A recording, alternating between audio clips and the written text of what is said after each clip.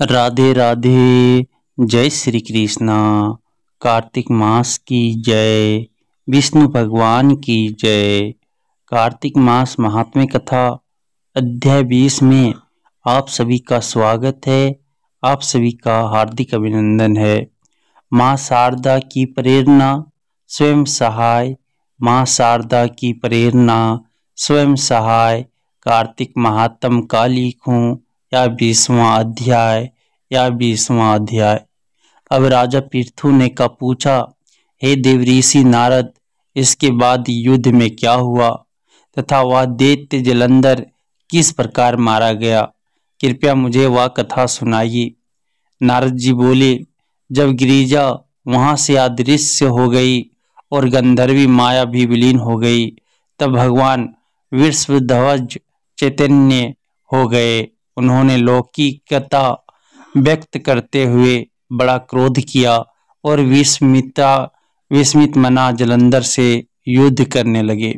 जलंधर शंकर के बाणों को काटने लगा, परंतु जब काट ना सका तब उसने उन्हें मोहित करने के लिए माया की पार्वती का निर्माण कर अपने रथ पर बांध लिया।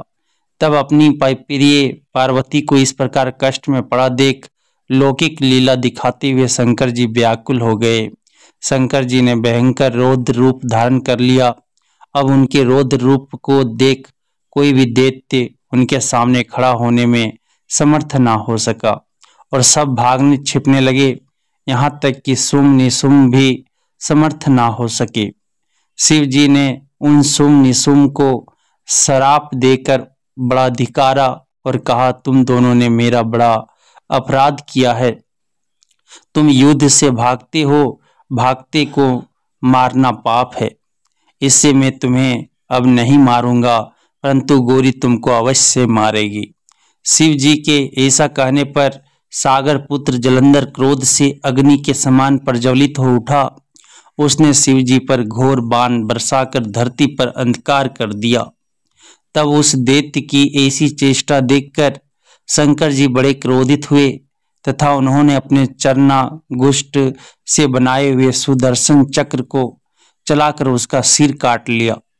एक प्रचंड शब्द के साथ उसका सिर पृथ्वी पर गिर पड़ा और अंजनी पर्वत के समान उसके शरीर के 2 खंड हो गए।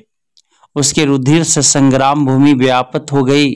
शिव आज्ञा से उसका रक्त और मांस महारोर में जाकर रक्त का कुंड हो गया तथा उसके शरीर का तेज निकलकर शंकर जी में वैसे ही प्रवेश कर गया जैसे वृंदा का तेज गौरी के शरीर में प्रविष्ट हुआ था।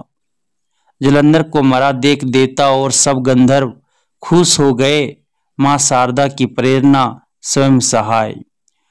इति श्री कार्तिक मास महात्म्य कथा अध्याय 20 समाप्तम। राधे राधे।